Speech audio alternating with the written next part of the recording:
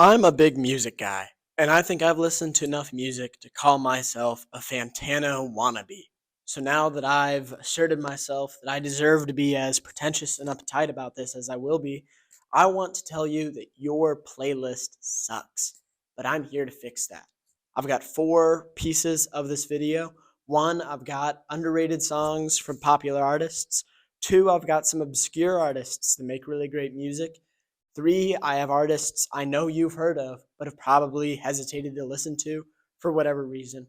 And four, I've got some crazy genre recommendations that deserve to be on your playlist. This is going to move pretty quick, so I'll have three songs for each genre or artist. I'll play a little bit of them, and then we'll be moving on. Any questions? Great. Without further ado, I'm Camden Blair, and this is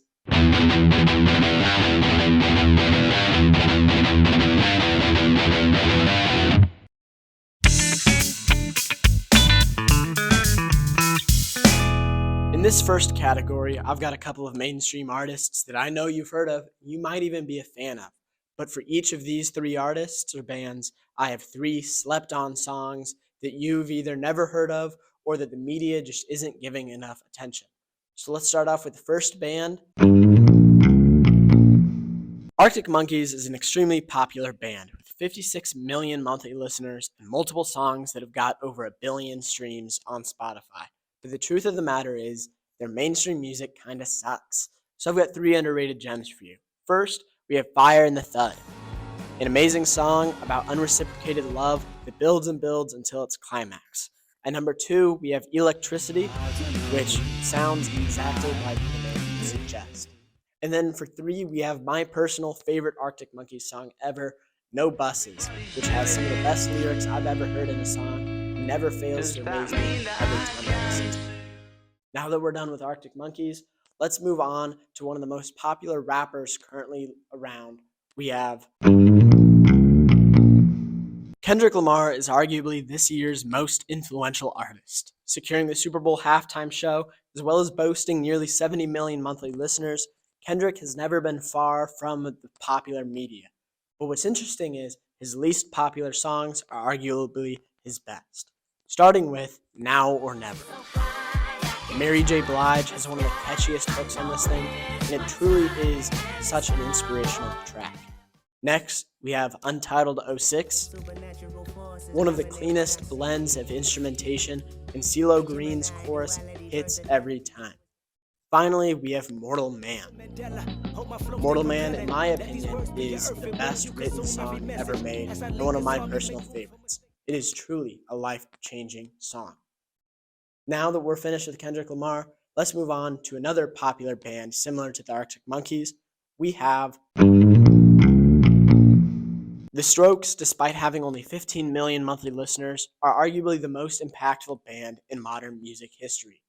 Credited with the revival of rock as we know it with their album This Is It, they are a mainstay in popular media.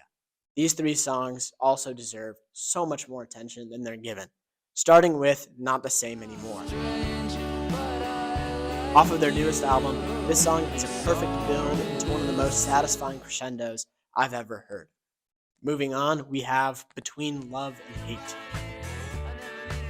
Almost obnoxiously upbeat and happy, this song is a constant reminder of their versatility as a band.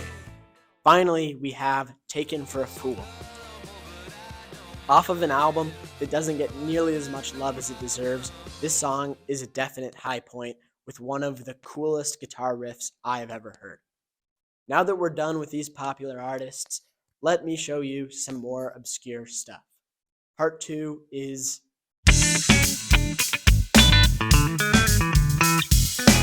I'll start with the most popular of the three artists, having around 200,000 monthly listeners, and we will work our way down to the most obscure, having only 57,000.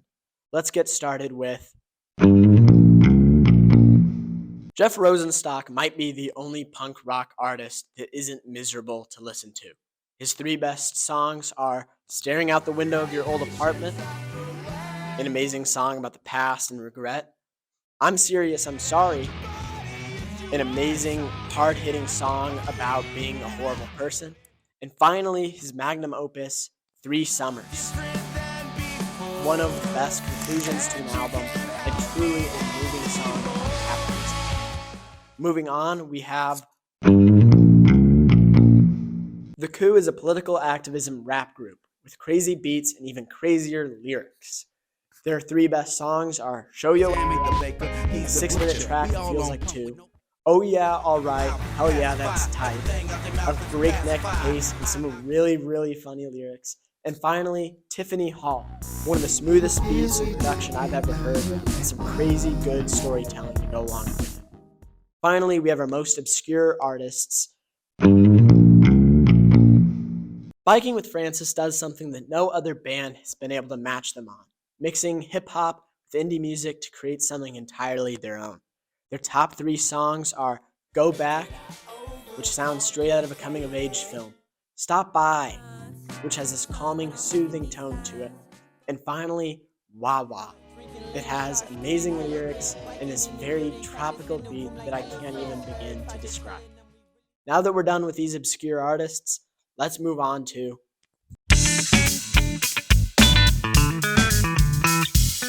in Taboo Tunes. I got 3 bands or artists that I know you've probably heard of once or twice, but for whatever reason might not have fully listened to. All of these can be described as losing ox privileges bands or artists, but nevertheless, they make good music, and if you really delve into their discography, I know that there's something for you. Let's start off with Radiohead has rightfully gotten a lot of hate for their whiny fan base and their super depressing music. It's no wonder that a lot of people are scared off by them. But if you're willing to dig deep, there are so many great songs for them to offer. Starting with Motion Picture Soundtrack, living proof that we need more heart in music. Second, we have Nice Dream, crazy lyrics and an amazing chorus that hits every time. And finally, we have New, which is, dare I say, the most beautiful song ever made. Moving on from this English boy band, we have someone quite different. Here is JPEGMAFIA makes some good music, I'll admit. If you asked me if I was a JPEGMAFIA fan, I'd give you a resounding no. Most JPEGMAFIA fans are either misogynists, unemployed, or both. And I don't want to be part of those demographics. But that being said, he makes some good music. Starting with Don't Rely on Other Men. JPEG turns this song and puts steroids in it or something. I don't know. It's wild. Second, we have JPEG Ultra. Denzel Curry comes on the song, tears it up, and that's really all you need in a song. Finally, we have Either On or Off Drugs. What JPEG did is he took a song, made it with AI, and then sampled it for his beat. Really, really crazy stuff. Moving on, we have a band most of you probably have heard of, but hate because of the genre. I'm talking about Modern Baseball gets a lot of hate because of the genre they're in. They are the most popular band in the genre of Midwest emo. And to tell you the truth, the genre is really bad. But this band specifically is good. Starting off with It's Cold Out Here. It's this dude rambling about love and his love life, but he doesn't do it in a corny way, so it's good. Second, we have Tears Over Beers. This is the most popular song by far, and there's a good reason behind it. Finally, we have Your Graduation. This song isn't something that I can relate to personally, but it's still something I can oddly sympathize with. Amazing lyrics, amazing guitar, all around phenomenal. Now that we're finished with these hated on artists that'll scare your friends away, let's move on to the fourth and final category.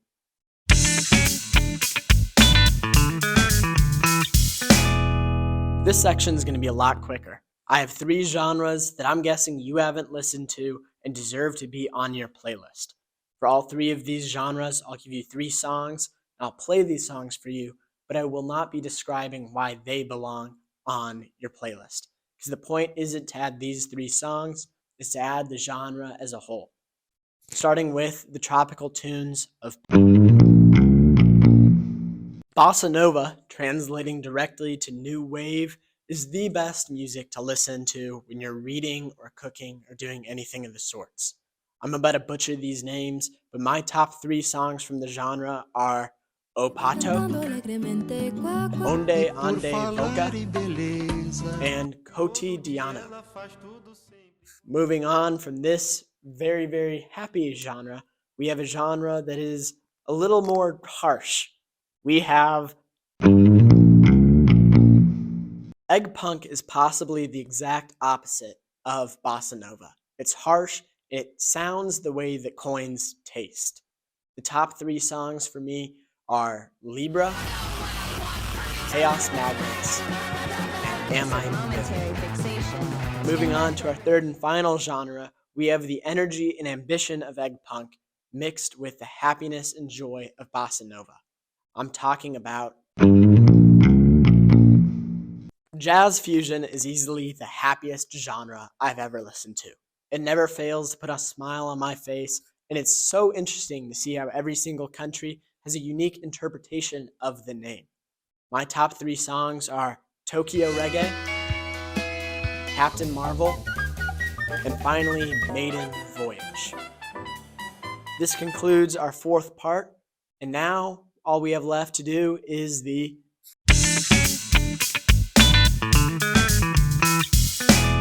I love finding new music, and I think whether your exploration is in music or new locations or new food, I think it's important for everybody to expand their tastes every day throughout their lives.